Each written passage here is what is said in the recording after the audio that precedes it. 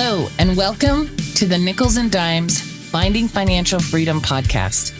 I'm your host, Natalie Kime, and I look forward to bringing you amazing content each week that will provide you with a financial education. It will support you in your financial journey, and most of all, help you to find financial freedom.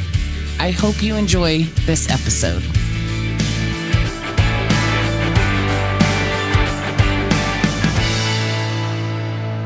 Welcome to Nickels and Dimes, Finding Financial Freedom podcast. I'm your host, Natalie Kime, and today I am joined by my good friend and business partner, Ed Cross. And we're going to be talking about building a family business and the kind of legacy that can create for your family. So I'm super excited to have Ed here just to tell you a little bit about him. He retired from a 30-year career as an executive in the construction industry, where he was managing $40 million in annual revenue. He started his business during COVID and was able to retire his wife 4 months in. He now runs a family business where both his mom and his daughter help he and his wife to lead over 110 agents in their organization. He's licensed in 37 states and has agents in 15 different states. Ed has also been one of my biggest mentors in this business, as well as he and his wife, some of my closest friends. And so I get to talk to him all the time, but what they have created, what they continue to create with their family is absolutely amazing. And I wanted to be able to share that with those of you listening today. So Ed, thank you for being here with me today. Absolutely, Nellie. I'm excited to be here. As you mentioned, we talk all the time, but I think we're breaking records today. I've been listening to your last podcast, and everyone's getting a little bit better. So I know the bar is continually rising. We're going to try to make sure we bring some energy today. Let's go ahead and let's skip that between 100 and whatever, and let's just go all the way past 250 on the views today. I think we can do it. We got the talent. Let's make it happen. There you go. I got to send you some new updates. We're at 178 agents as of this morning. Oh, there you go. This is growing. Yes, ma'am. Yeah, I got to update your bio for sure.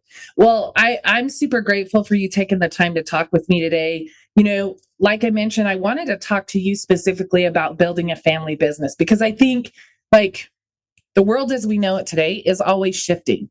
There's the market's up, the market's down.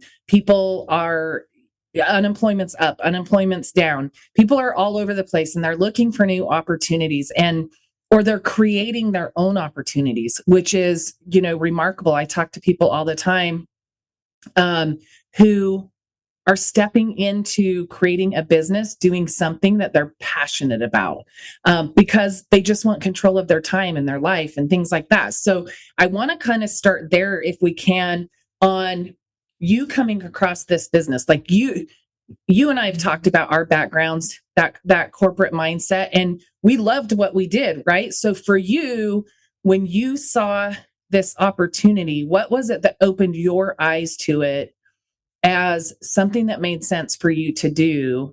And then we'll build on there as far as bringing your family in and how you guys work together now. Yeah. So let me back up. You know this, but I want the listeners to know how this story really started.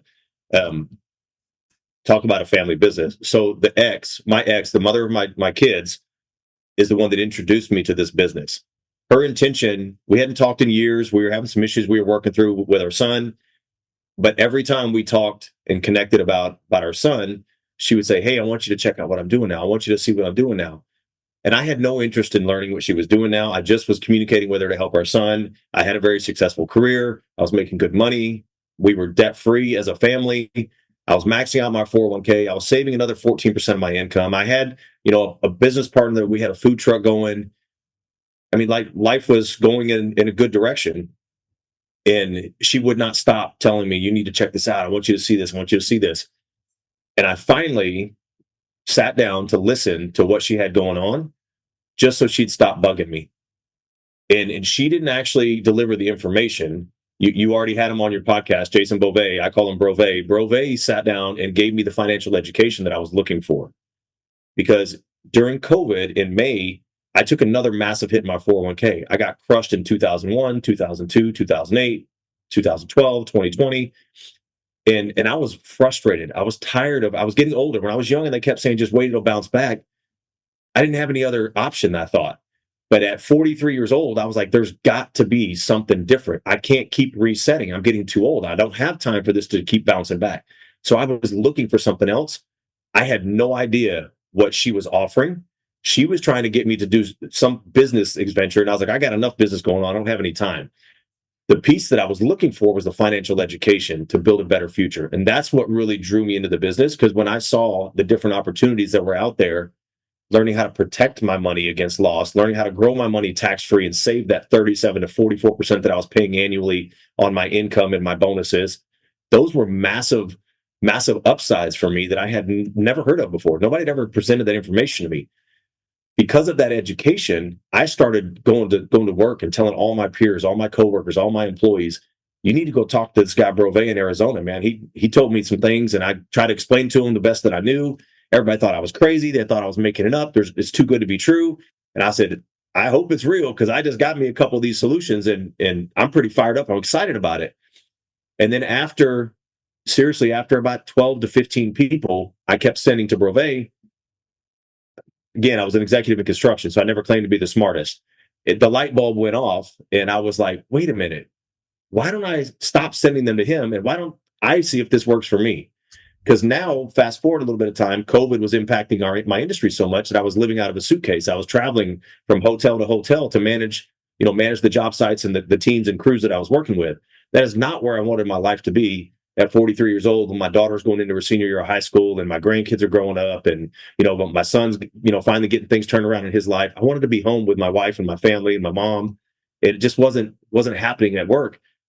And I finally saw that opportunity, and I was like, man, Brove is helping all the people that I send him, just like he helped me. Maybe I can be the person to start helping people in that way.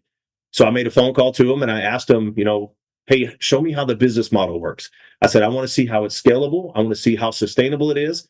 I've always looked for something that was recession proof. It's so hard to find an industry that thrives in a good economy and survives while thriving in a bad economy. And that's exactly what we do. We have something that no matter what's going on, if people are losing money, we can help them protect it. If people are making money, we can help them put it somewhere where it's going to get protected and still continue to grow.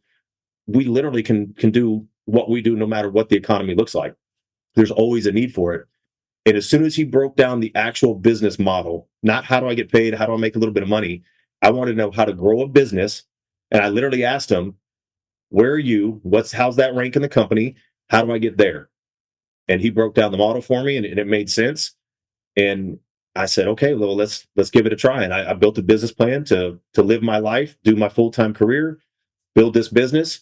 It was a 6-month plan. My goal was to, in 6 months, go in and retire and tell everybody, if you want to know how I did it, call me, I'll help you too.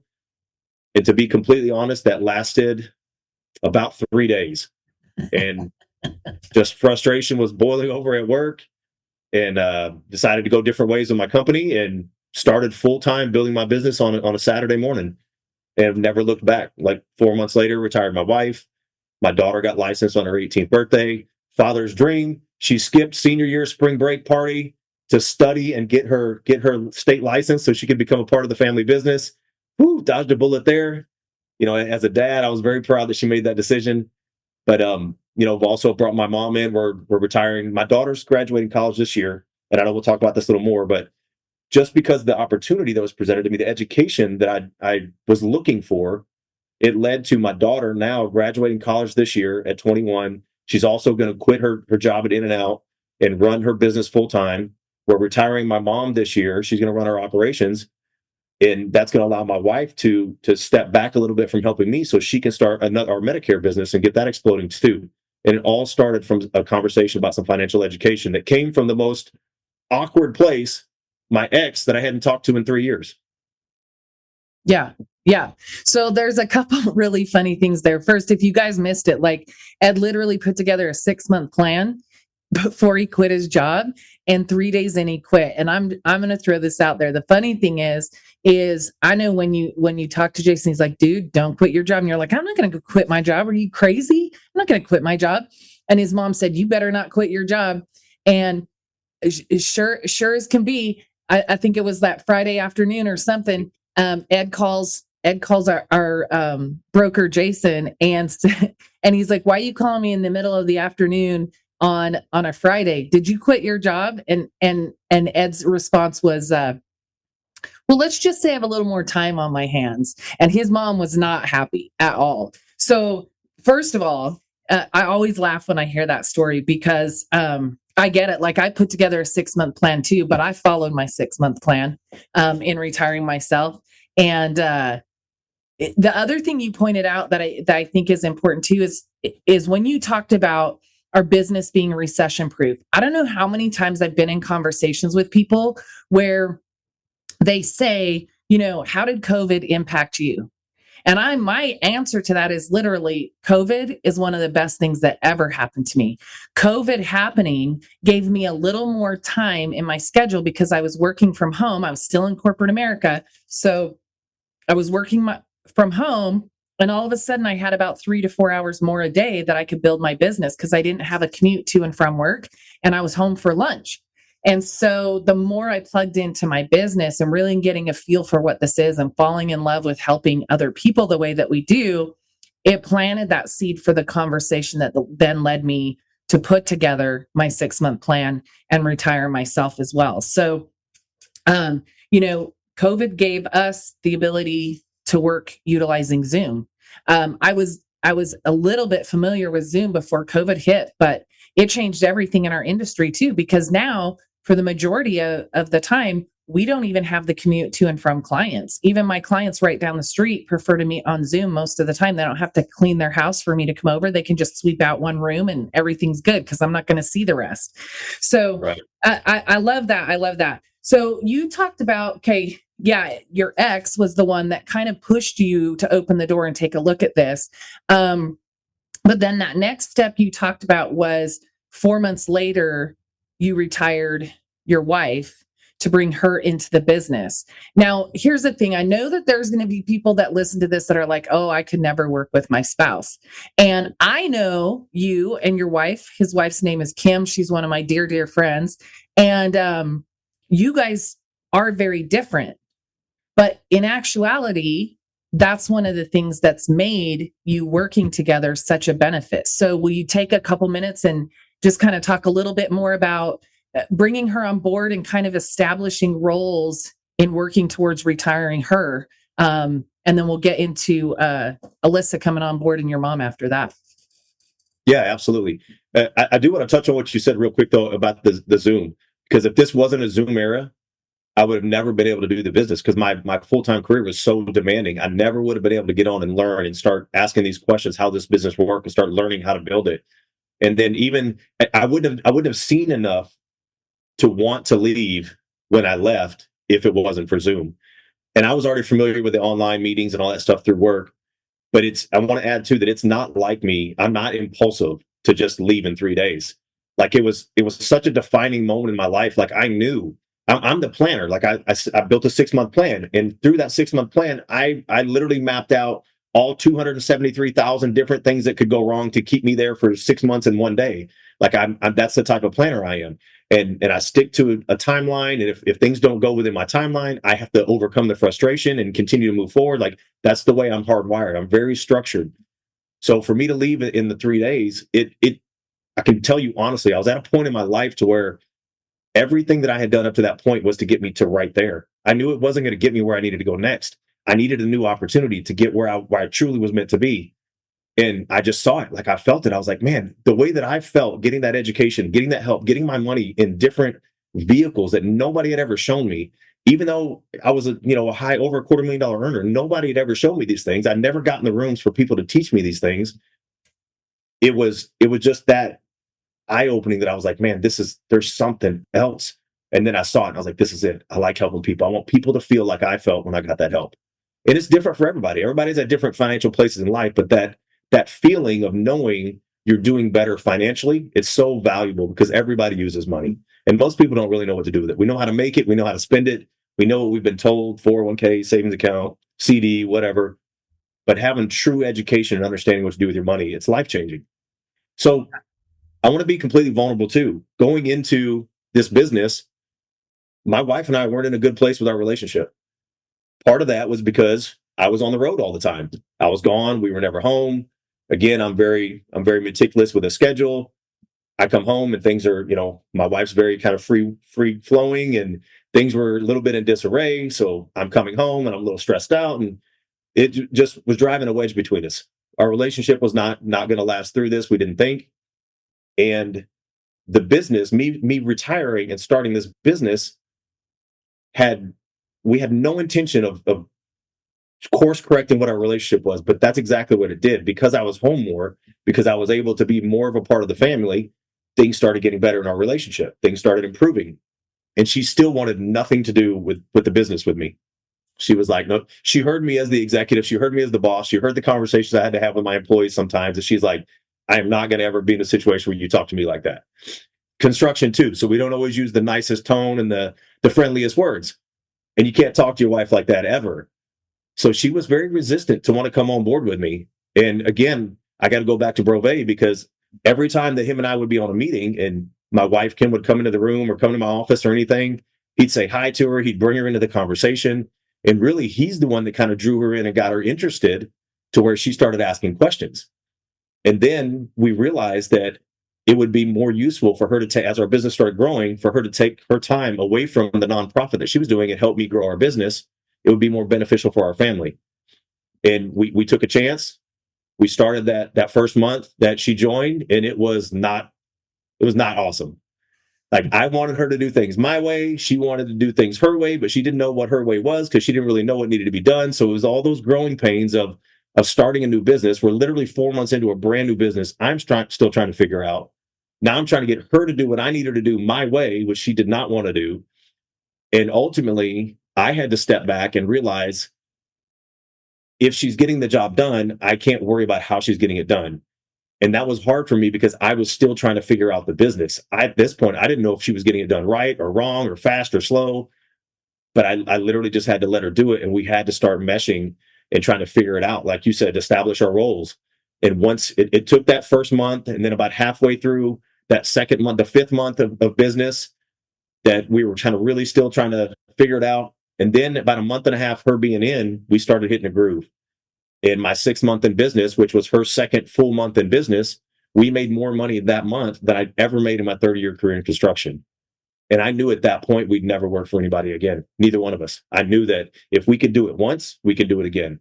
I wish I could say we did that every single month and the income increased every month since then, but it didn't. It takes time because we were still learning a new industry. We were still learning a new business. But I can tell you what it did do. It brought my family closer. It allowed us the freedom to do what we want, when we want, with who we want. And we always had to budget that around weekends.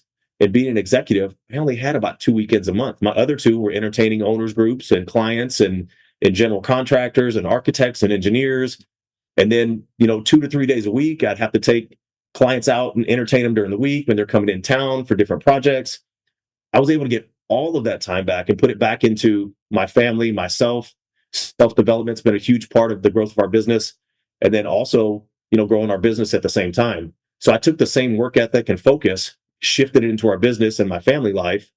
In fact, we practice the 5S: faith, family, finance, fitness, and fun. And by having all my free time, I could allocate my hours to improving in all 5S to just build a better life. But it was definitely some growing pains and Kim and I we're still figuring it out, because now our team's getting bigger and bigger. Like you mentioned at the beginning of the call, 110 agents. We're at almost 180, and that's only been a couple months. It's growing so fast. That brings on new challenges, new problems. We have to communicate more. We have to make sure that we're still moving in the same direction. We're not double working.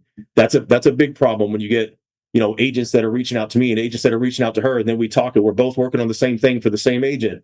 So we got to really make sure that we're constantly communicating to maximize our efforts to help grow the team, which ultimately serves the community. And that's the hard part. But it's something that we put a lot of effort into, and it's enjoyable. I tell you what, I'd much rather work with my wife every day, all day, than some of the yahoos I had to spend 2.5, 3 years on projects with. Yeah, I bet. Okay, so I want to jump back to something you said, and we're going to throw in a little bit of the financial education piece based on what you did. So you talked about being able to put these products in place for your family and realizing what you didn't know. When you were super successful, you made a really good income, you put money away, you followed the plan that you thought was, this is the plan we do, right? I throw money into my 401k and someday I retire. And knowing that, kind of that background and that story of that realization for you, which I think was probably the biggest key in opening up yourself to the idea of being an entrepreneur, let alone building something with your family as it evolved to over that first few months.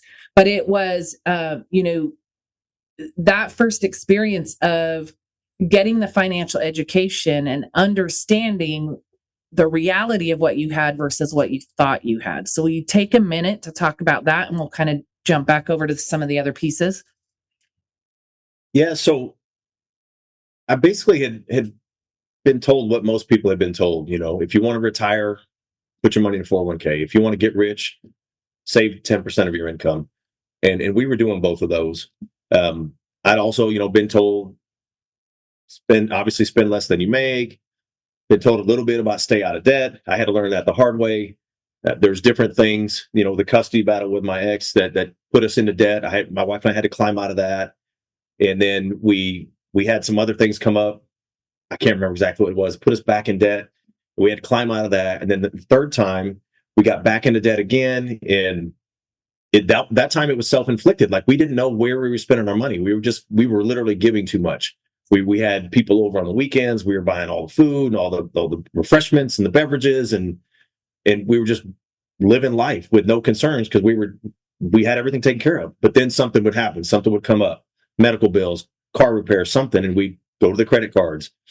And that third time, I was probably making about $140,000 a year at the time, and my wife was probably making another 60 to 70. And I remember specifically, I don't remember the date, but I know it was a Tuesday. And I told her, you can't go to the grocery store till I get paid on Friday. We were making, 200,000+ a year. We were just spending crazily. It made no sense.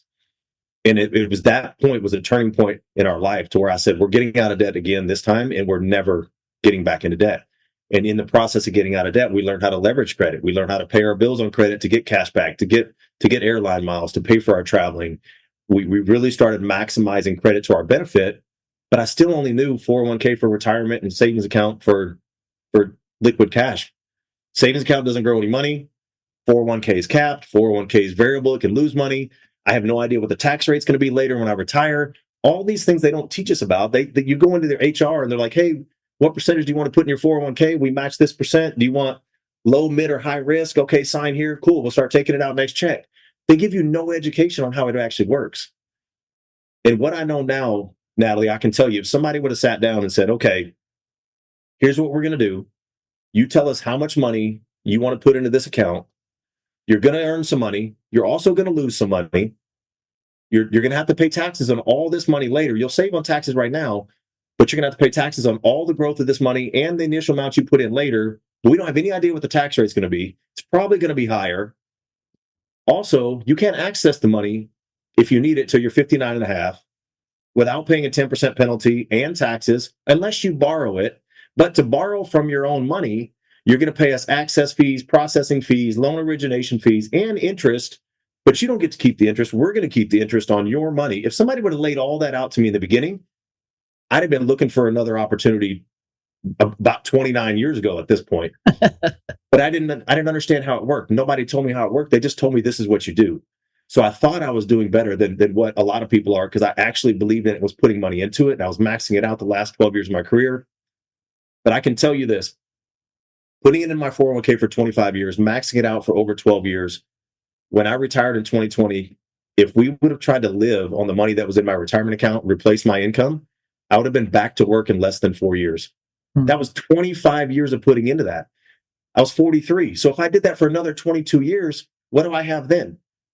Maybe 8 years. Maybe the market does really good for those 22 years and I have 10 years of retirement. Maybe the market does bad and I only have 6 years of retirement. Like, that system was never set up for us to be able to retire solely on a 401k. It was designed for pensions, 401ks, and Social Security to be the three-legged stool to get you through retirement.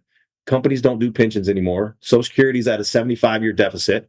They're talking about a 27% reduction by year 2034, 2035. That's 11 years away, 10 or 11 years away. And you could potentially lose almost 25% of your benefits.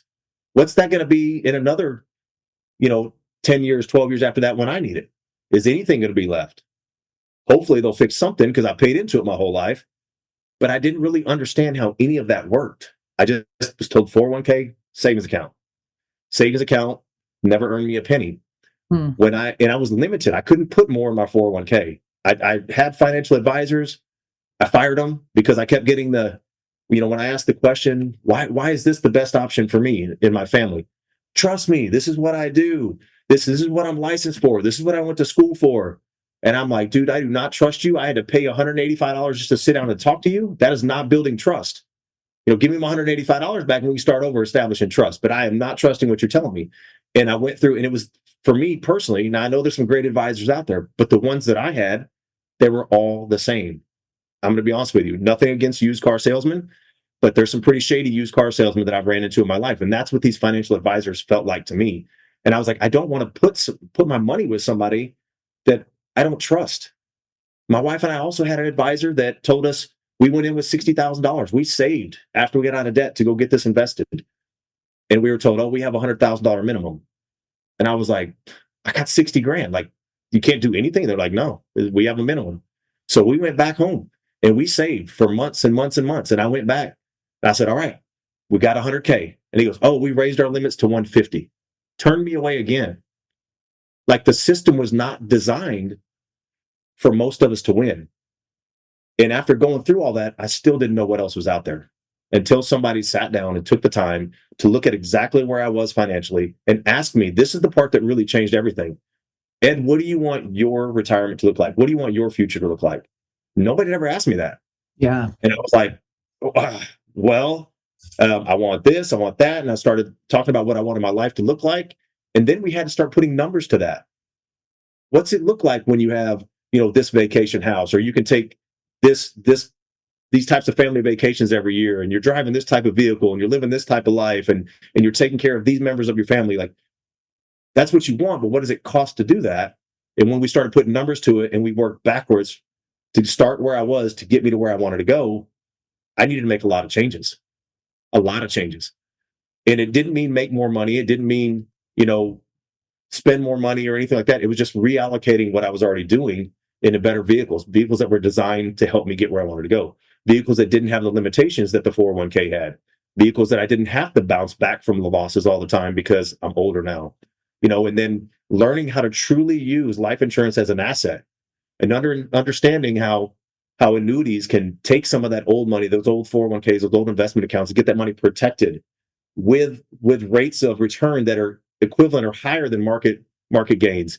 And I was like, how can it be higher than market gains? Well, there's participation rates that provide multipliers on your gains that you can't get in a 401k or an IRA or a brokerage account.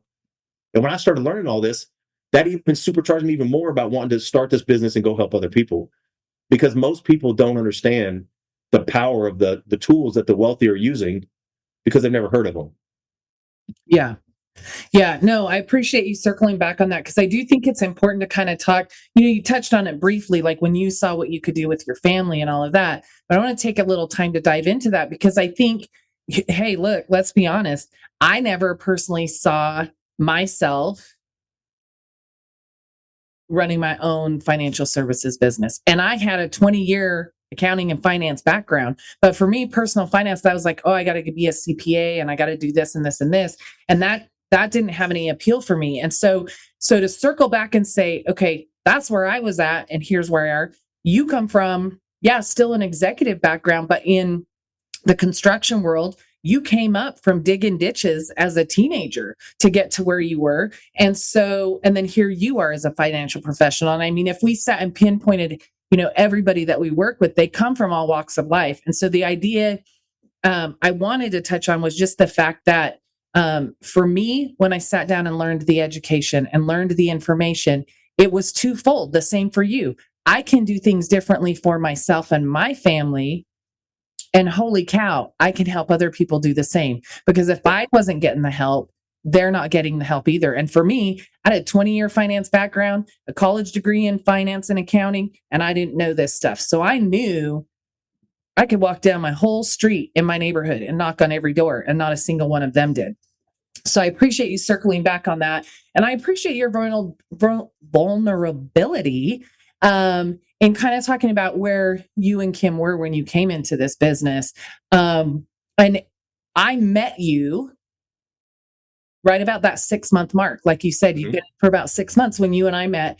And you guys were just coming to that point where she was coming into the business and you guys were starting to work on this together. And it was about 3 weeks after we met that I think Alyssa took and passed her exam to step into the business too. So first of all, Ed and Kim, for those of you listening, have a remarkable young woman as a daughter. She is driven. She's incredibly smart. She also happens to be beautiful.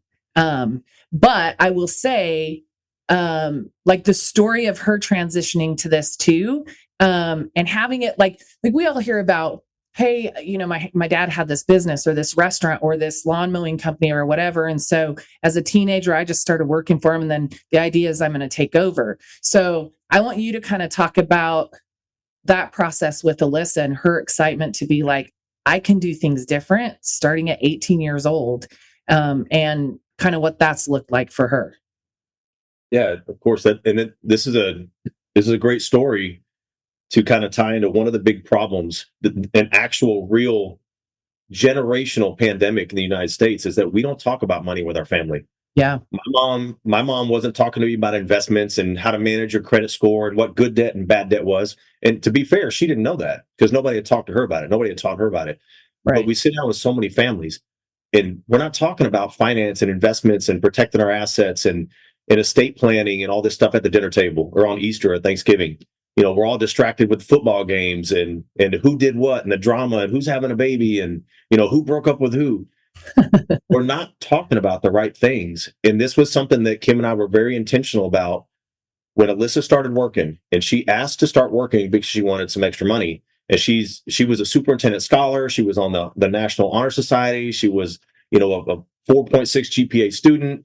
She was in all dual credit classes. She played soccer for the high school. She had a lot of stuff going on in her life. And she's like, I want to get a job. And we were like, well, when are you going to have time to work? And I feel like I need to start figuring this out. And I was like, Alyssa, as soon as you start working, you'll never stop. Take your time. Let's get through school. Let's figure this out. And she was adamant. She's like, no, I need to experience this. So Kim and I talked about it and we're like, okay, as long as her grades don't slip, you know, she can get a job. She got a job very close to the house. But we set some ground rules. We wanted to help her understand how money really works. If she wanted to get a job to start learning how that works to make and earn your own money, which I respected, I just wanted to make sure it fit her lifestyle. We sat down and we told her, okay, listen, now that you've got a job, you're going to start paying rent. But here's the way it's going to work. We're not paying rent to take your money. We're paying rent to teach you how to pay bills on time. So we said your rent's due on the 1st of the month. You have until the 6th. I'm not going to remind you. You owe 10% of whatever you made the month before. So if she makes $400, she owes $40 in rent. And I told her every month you pay rent on time, I'm going to put this in account for you. And when you go to college, I'm going to give it all back. Every time you pay rent late, that's pretty much going to be like a bottle of bourbon or whiskey for dad for the month. and she never, for 2 years, she was never late on a rent payment ever. So when she went to college, you know, we handed her about almost $3,000 back that she could use to buy stuff for her dorm, whatever she wanted to do. We taught her the responsibility of saving. I made it mandatory. I told her, you cannot keep that job if you don't put 50% of your check into your savings account because you don't have any bills other than rent, which is 10% of your money. So that gives you 40% of your money to live on and you have no bills. So watching her, and she had to show me her bank account every month, watching her put that 50% away, it created such good habits that she started liking to see her money grow as much as she liked spending it. So then she'd put 55% and then 60 and then back down to 50. So we helped her get some really good money habits. She was saving really well. She was paying her bills on time. Lessons that they don't teach us in school. How many of us, I know this was me, I get out in the open, I get some bills, move in, and oh, I forgot rent was due. Rent's due Monday. Can you give me till Friday when I get paid? I forgot. Mm-hmm. I overspent on the weekend, and then I get a credit card, and as soon as I get that first, $600 credit card, it's maxed out in the first weekend. They don't teach us how to do better. So Kim and I wanted to take the time to make sure she understood what we had learned about money. Through that process, she's looking at this money in her savings account, and by this point, it's over 10 grand, and she's not even 18 yet. And she's asking me like, Dad, I'm looking at this interest rate. Like, I'm earning nothing. Like, I think I earned 2 cents last month. Like, what else is out there? And I had told her, do not, well, she wasn't old enough. She had to be 18 to get her 401k. I said, but do not start that 401k without talking to me. I said, because I want to talk to you about how mine's been going for the last several years. But I didn't know at this point what else was out there. Mm-hmm. I still was only doing 401k and savings account. She was doing savings account. She wasn't old enough for 401k, and I didn't want her to start that anyways. In the process of all this developing, that's when I started, learning about the business, got into the business. So we set up an account we set up a cash value life insurance, index universal life for Alyssa. And we let her put all of her money into it. We built it to fit her needs. And then the goal was when she turned 18, she was going to take over. And then, she'd have this account to move forward with. Well, as she started seeing how mine and Kim's life was changing through the business and the families that we were helping through the business, she started thinking differently. That's when she decided to skip spring break party and study that week. And then she's not a morning person. She had to be to school at like 10:15. So she would get up at like 9:45 and get ready and run out the door. On her 18th birthday, she got up at about 6 a.m. We finalized all her study material. She turned 18. So we actually brought her into the business, submitted her background check to bring her on as an agent. She went to the facility, took her test on her 18th birthday, passed it, came back home, got ready, went to school. And after school, we did her financial needs analysis, her financial checkup to look at where she was, because I wanted her to go through the same process that all my clients do, because as an agent, she's going to have to learn how to do this with her clients. And when we went through it, she was like, I think I want to get my own index universal life and not take over the one that you guys set up. And I was like, why? And she's like, I can put more money in. I want a bigger one. So we set her up with another one, and then we paid her back all the money that she had put into her own so she could dump that into hers. And she really didn't do anything for a year. She was getting ready to go off to college. She set herself up. She kept working. She kept putting money into her life insurance, cash value life insurance, retirement plan. And she's talking to a few people here and there, but she was focused on going to college, being free for the first time, getting acclimated to college life. And then she sees Kim and I really start growing the business. We're making more and more money. Cars are getting upgraded. We're traveling a lot. Like, life's different. We're taking my mom with us on all these business trips now. And Alyssa's in college, and she feels now like she's missing out on all of it, like I was when I was at work on the job. So she's like, Dad, I want to get more plugged into the business. And it was literally a year later. She was 19 at this point. And we sat down and we wrote a business plan for her and told her, you want to make this much money. This is how many families you're going to have to help. Law of numbers. This is how many people you're going to have to talk to. This is, the amount of time you're going to have to put into building yourself, building your business. And she took it all to heart and she started running it. And now at 21 years old, she makes anywhere from $3,000 to $5,000 a month extra part-time while making the same amount at her job full-time and going to college as a full-time student. And it all started with us teaching her better money habits. And then as I continued to learn more, I shared that with her. And she just continued to want to grow and learn more about it. And then she wanted to pass that knowledge on. And I couldn't be more proud of her for everything we just talked about. But the fact that she's changing people's lives at 18, 19, 20, 21, 22, 23 years old. I was 43 years old when I learned this stuff. And she's sitting down and she's helping people her age understand the value of putting money away now, starting to build wealth.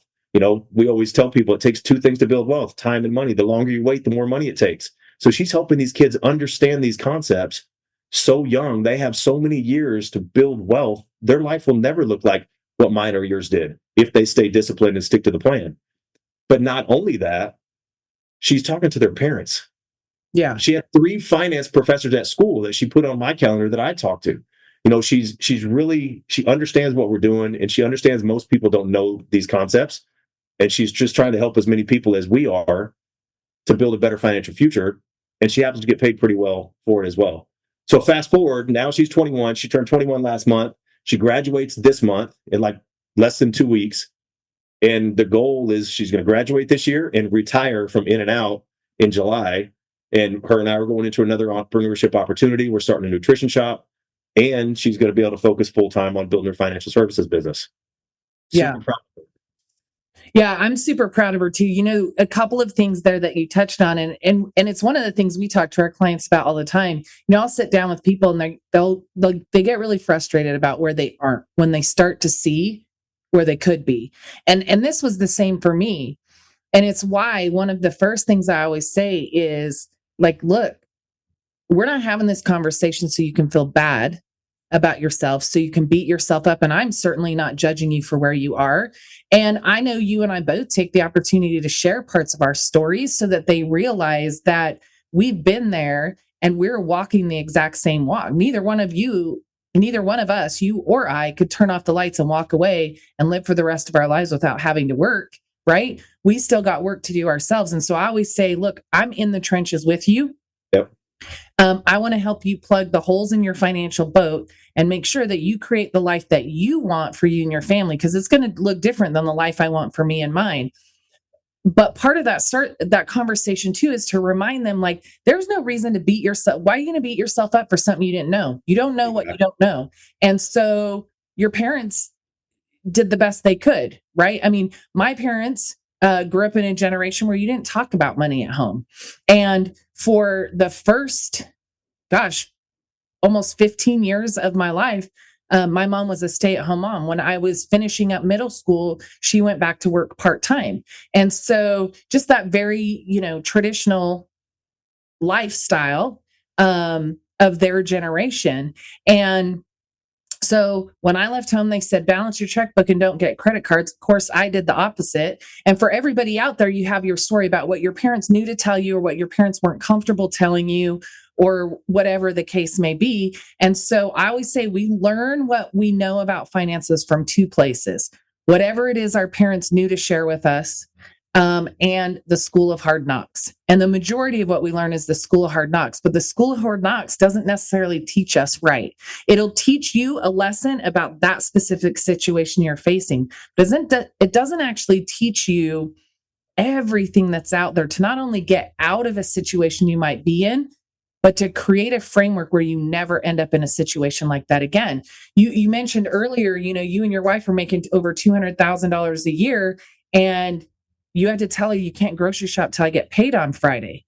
And that's another thing we talk about, is that whether you're making $1,000 a month or $10,000 or $20,000 a month, most people are living paycheck to paycheck, and inflation and things like that do not help. We're facing all of that junk right now. And so the fact that even though you didn't know what you know today, you set up a framework for Alyssa that set her on a better path than a lot of people get. But what you said that was most important is having those conversations.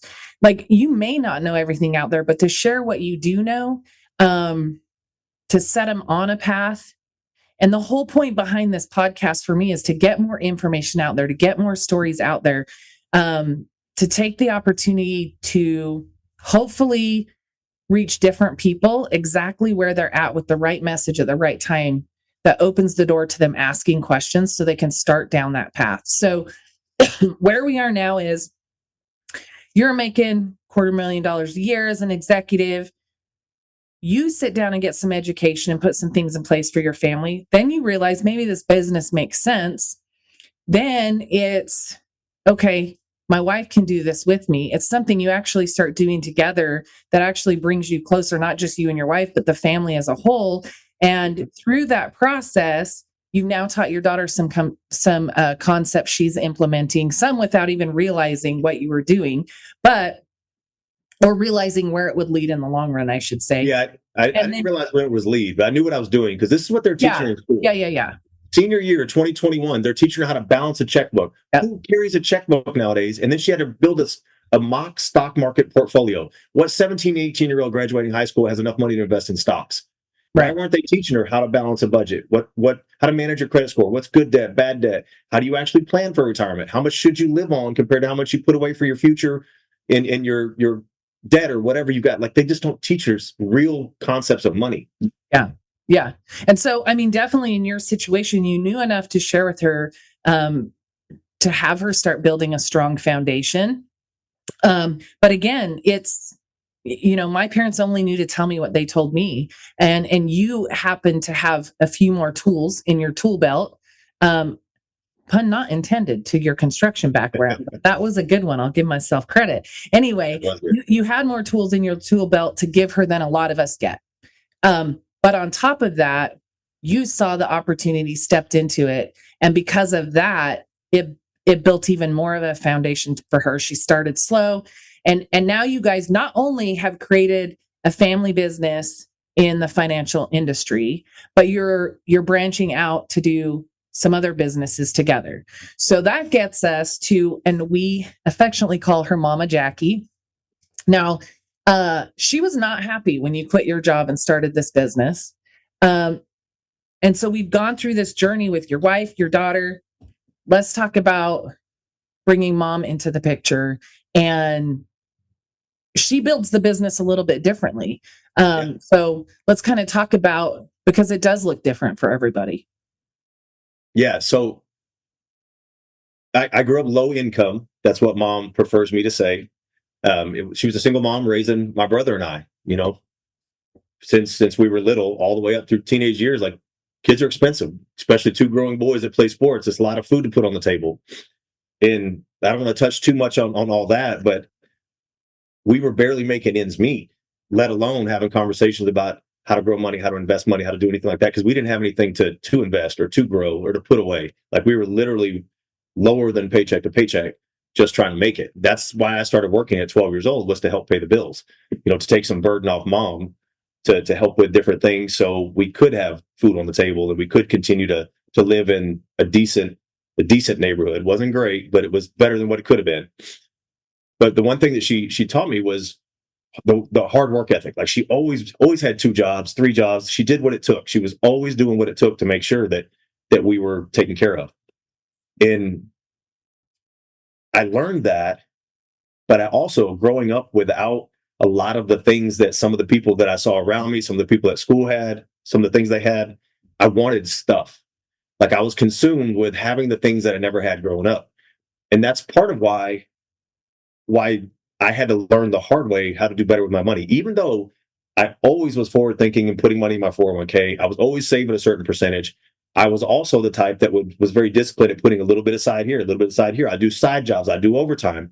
Whatever extra money I would make, I would put that away to go buy the things that I wanted. And I had a lot of stuff. People used to tell me, "Oh, yeah, it must be nice to be rich," and I was like, "I'm not rich. I just got a lot of stuff." And I want to be clear too. I don't want people to think, "Oh, well, he came in as an executive. It's easy for him." It wasn't. Like I have no college degree. I worked very hard to get to that position. And even at that position, making good money, I still didn't know any more about money than what most people do. I knew how to make it. I knew how to spend it. I knew 401k and savings. But what happened with my mom's situation, so that what you were talking about earlier, that story with Jason Brove, when I called him on Friday, and he's like, "Why are you calling me on Friday? Don't tell me you quit your job." And I said, "No, let's just say I have a little more time to start my business." Well, I decided that Friday I was coming home. I was going to have my whole family over. My kids, my mom, my wife was there, invited my brother, his wife, his kids over, and we were going to have a big dinner. And I wanted to tell the whole family that I'd left that industry and I was starting a business for a couple of reasons. I wanted them to know, and I wanted their support. They were going to be my first clients. I knew it in my head, but it doesn't always work that way. So we stood there in my kitchen and I was telling my family, and my mom literally started yelling at me and cussing me out. And we're from the South. I'm working real hard not to say cuss words now as I get all fired up talking with you, Natalie. But it was an uncomfortable conversation. I did not expect it to go that way. And she's telling me, like, "You're being selfish. You're not thinking about your family. Nobody in our family's ever made that kind of money. You're just going to give it up. You're just going to walk away from it." And I was like, "Mom, that got me here. That's not going to get me where I want to go. It's not fulfilling anymore. Like, things have changed. I've learned some stuff." And I'm trying to tell her, like, a little bit about what I learned, and trust me, like, I've got this. And my brother's like, "Mom, he'll be fine. He does good at everything." But she was not happy. She did not want to listen to anything I was telling her. Yep. And I finally had to just like chop the conversation and say, "Mom, Monday, and it was a holiday weekend. So Monday was Memorial Day or Labor Day or something. I can't remember. But I was like, let's get on a call Monday. Maybe it was just a day off or something else. And let me have the person that brought me in show you what I've learned. And we did that. And she sat there and she had this horrible look on her face. And she, right on the camera, turned and looked at me. She said, "That's not real." I said, "That's exactly what I said when I saw this." I said the same thing. It's not real. How could it be possible? How could I be managing $40 million in revenue every year, making what I'm making, being debt free, have all my stuff paid for, and nobody's taught me this? It can't be real. And then I realized that just because I don't know doesn't mean it's not real. And when I said that, my mom was like, "Oh, okay, well, continue on. Tell me more." And we just kept having a conversation. And we ended up showing her some options compared to what she was doing in her 401k. And it made sense. And she was one of my first clients. And then a few days later, as I finally got my wife to come into the business, even though she wasn't ready to do anything yet, I got her to join me and start studying to get licensed. I was able to talk my mom into doing the same thing. "Mom, just get licensed. You can study with Kim." And my mom's telling me every excuse in the book. Like, "I haven't studied in 40 years. I'm never going to be able to pass this test. This doesn't make any sense." She's like, "Why can't I just refer people to you and you just give me some money?" And I was like, "Well, first of all, because it's illegal. You have to be licensed. Like, I don't want to start my business off that way. For me to be a split agent referral partner, you have to be licensed." And so I finally talked her into studying, and she studied for about an hour and a half for about 2 weeks, and then took her test on a Saturday and passed it first try. So we're very happy about that. I would have never heard the end of it if she had to take it again, but I knew she would pass. I bet. Yeah, and she understood it. But fast forward, as she started learning more about what we do and how we actually change people's lives, she's become my best referral agent. Mm-hmm. Like, she doesn't want to understand all the ins and outs of all the solutions we provide. She doesn't want to sit on and do the educational presentations that we go through. She doesn't want to get in front of a room and teach a group of people, some of these concepts of money. But she will go to the bowling alley. She will go to a bar. She will go to work. She will go wherever. And every time anybody says anything about 401k, money, investments, savings, she's like, "You should talk to my son. She's gangster with it. You should talk to my son." She gets on him. You haven't sat down with my son yet. "I don't want to hear you talk about that till you sit down with my son. He'll teach you some of this stuff." And same thing, like I was talking about with my daughter. She's now, she makes pretty good money at her job, but she's making additional money, thousands of dollars every month, to help her pay off the last bit of her debt, to help her, put money away for the trip she wants to take. It's amazing to see her life changing financially because of the education and because of the additional income that it's bringing in. But now we're at a point to where our business is growing. Like, we literally had a conversation about 2 weeks ago, and I was like, "Mom, I need to know exactly what you take home, what your gross pay is, what are you paying for medical insurance, dental, vision, all your benefits, because I want to make sure when we transition you out of that job to work for us, we're not selling you short on anything. This is going to be a better opportunity than what you got now, financially and freedom wise." Because she works very hard. I know she can do what we need to do, get done in a few hours, and then do whatever she wants with the rest of her day. But she was not my biggest support in the beginning. That was the only time that I actually questioned, is this right for me? I never had any fear about leaving the income, leaving the job. I never updated my resume. I never had any intention of ever going back to work for anybody else. And I know I could have. If I'm going to be completely honest too, times have gotten tight. We've had some bad months. We've had some growing pains going through the business to where money wasn't what it needed to be. And we had to dig deep into reserves and try to make sure we made it. And we had to reallocate a whole bunch of stuff. So again, I want people to realize that just because I came in as an executive doesn't mean that this was easy. And it was just, no money struggles ever. We had to figure out how to build a business. We left at that point about $300,000 a year combined family income to zero. I tell people I wake up every day unemployed.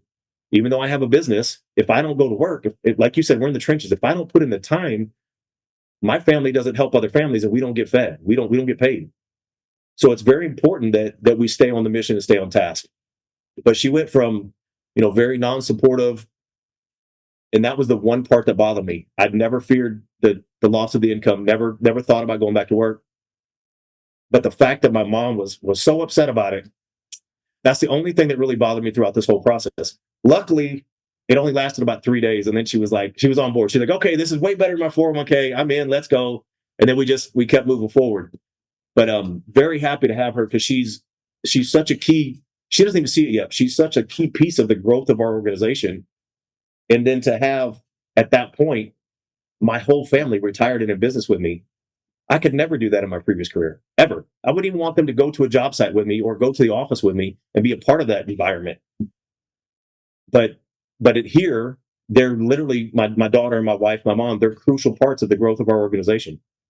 Yeah. No, and that's a good point. And I think there's something to point out, when it comes to like, gosh, could I work with my family? Here's the thing that you guys have done right with it is, each of you is running in the role that best suits you. And when those roles come together, they support one another. Now, Alyssa is front facing, with clients and building a team like you are. She's dynamic. She has helped me more than I could ever say in my business, let alone, the rest of our organization that has questions every single day. And then your mom, you're right. She's an integral part of everything you're building. She is literally the company's biggest cheerleader. She's not just your biggest cheerleader. We're all her babies. She's cheering for every single one of us. 100%. But it's amazing to walk into a room and see you all there together building that. And good point that it hasn't been easy. You've hit bumps in the road. You tripped over each other. I'm going to go for a walk, whatever. We all have those moments when we don't work together. Let's be real. But because of what you learned, you saw an opportunity to step into. It's become an opportunity for your family to grow together, come together from a relationship perspective and a finance perspective. The things you've put in place are creating a legacy that your family for generations won't outlive. Your daughter's in the business. So if and when someday comes that you want to cut back your hours or, you set sail to Costa Rica and don't come back, she steps in and takes over the business. So you're not just, you haven't just created a financial legacy you can continue to build for generations to come. You've created a business legacy that she can step into. That you have 2 grandkids. Who knows when they get older? Chevy or Allie may run the world, right? And so this could be a part of that. But that's the really cool thing is that, you could have come into this business and just helped your family by putting financial things in place and sending them to Jason and letting him help them and known that you were in that direction. But you saw something else. And not to say that this business is for everybody, because it absolutely isn't. If there's one thing I could say is it's a great opportunity. It's worth taking a look at. And more than that, if looking at this can open your eyes to a way you could create that with your family, even in another industry, the world we live in today is like literally punching us in the face every time we turn around. And so to create time freedom where you can build a stronger family foundation from that perspective, and to get some financial knowledge and put things in place so you can go in whichever direction you choose to go, but maybe build a family business. And I appreciate you sharing that all here. I'm going to throw you under the bus for a second, because I can see you and the podcast listeners can't. Ed is a softie. Ed and I both, we think a lot alike. Our personalities are a lot alike. And so we come across and we get business done and we take care of things. But there's sometimes, especially when it comes to our families, we get a little choked up. And so I got to see a little about that at the end. But it's one of the things that I appreciate and love most about you, because you helped me understand some of those parts of me. And you and I stepped into this business in similar ways and walked away from similar things. So I appreciate the example. I absolutely adore you and your family, and your dog, your grandkids, all of it. I adore them all. So I'm blessed to have you guys in my life. I'm blessed to be in business with you. I'm blessed to have you here today. So as we wind this thing out, Ed, from a family business perspective, from leaving a legacy perspective, one last thing you want to share with everybody that hears this today. Yeah, so I'm glad you asked that and give me a chance to wrap up with this, because you talked about this industry may not be for everybody. And I agree. And I think this industry needs a big change. That's one of our missions. In our company, we're trying to revolutionize financial services, through the use of life insurance and fixed index annuities and the tools that the wealthy use. but we're doing it in a different way because so many people, like the advisors that I talk to, they're worried about making money. They're worried about, getting assets under management. They don't care if I lose money or make money. They just as long as they get their commission. And money is personal. Money is personal to a lot of families. I don't care if you have a little bit or a lot. I haven't met too many people in my life that don't care about money. And you can always say, "Oh, I don't do it for the money." Well, you may not be doing it for the money, but the things that you're doing it for cost money. And you and I have had this conversation when we're setting goals. Like one of the things for me, I want to retire my mom. That costs money. I want to make sure that my daughter has the best opportunity for her future as she's starting to venture out into the freedom world without college and all that. And I want to make sure she lives in a good neighborhood and she has the opportunity to build a business with her dad and not have to work for somebody. That costs money. Everything that you want that's a goal, I bet you can find a way to tie it back to you're going to need some type of income to pay for that. Yep. So we don't focus on the money. We focus on the goals, but we understand that it takes finances to help hit some of those goals. But we understand it on a higher level for our clients too. Like we want to help them hit their goals. It's not about us making commission. It's about, us really truly helping them build the life that they're looking for. And I've talked to so many agents from other organizations that I have not brought on our team because they don't have the right heart. So many people get pocketbook driven or bank account driven. And that's not how our team operates. And I all the way from Brove that you interviewed the other day through our whole organization, we've created this amazing culture of truly wanting to help people. And the more people we help, guess what? The more money we make, the more we can help our own family, the more we can make our own dreams come true. But I think that's something that's needed in the industry is we need to shift to more good-hearted people that truly want to help people. And I believe inherently most people are good. Most people like helping people, but they're stuck in jobs. They're stuck in cubes. They're stuck, at the checkout lanes at a grocery store. They're stuck changing tires at Discount Tire. They don't have a real opportunity. And this is the part that I love about our business is that people can keep doing whatever job, whatever career they have to pay for their bills, to keep their family fed and take a swing at this and see if it works for them. And we can tell right away based on their intentions, based on the conversations they're having, if it's going to work or not. Because if it's coming in, I need to make this, I want to make this, I need to sell this many this. We're not the right culture for that. Doesn't mean you can't do this industry. It's just not going to work with our culture. Our culture is all about servant leadership, helping others rise, helping families do better. And we're always looking for those good-hearted people that just want to have an impact on the world. Because when you start impacting people, even one person at a time, it spreads, it grows. And that's the beauty of what we have here. And it doesn't have to be quit your job, jump into it like I did. But it does take, a shift in the industry for us to have a bigger impact. And I think that's really the thing that I'm most proud of with our mission as a company as a whole is that we're trying to change it for the better. We're going to make a whole bunch of money. A lot of people's lives are going to be changed by the money they make doing this, but we're also going to impact a whole lot of families. And we're going to have a ripple effect through the communities that we serve by doing it the right way, providing the education, giving the clients options, making sure they understand them, letting them choose what's best for them and get all their questions answered rather than just try to sell them something and put them in a product. So I wanted to touch on that about the building the business side, because I think so many companies out there that have been around for 30, 40 years, 100 years, they're still doing it the wrong way. Mm-hmm. And we're coming for them all. We're going to take them all down. We're just getting started. But I know that doing it the right way, the way we're doing it, it's going to have a huge impact in the years to come. Yeah, absolutely. And I think a point to add on, just to put a bow on this, is we've talked about you building a family business, a true family business with your family members. But one of the things we have that's most special at Managed Financial Alliance is we are a family. Yep. In business and outside of business. And I don't think that exists today. And that's where getting those good-hearted people in comes into play. And it's part of why we can tell right off the bat if this business is going to work for somebody or not. So, if you have more questions about this business, what we do or why we do it, definitely go back to episode 1 with Jason Beauvais. We do dive into that a little bit deeper. But I wanted to kind of touch on some other aspects of the business here today with Ed. So thank you again, Ed, for being here. I appreciate your time today. I know you're busy. I just want to thank you guys for listening, joining us today on Nickels and Dimes podcast. I'm your host, Natalie Kime, and I look forward to continuing to bring you amazing content each week that will educate you, support you, and help you to find financial freedom.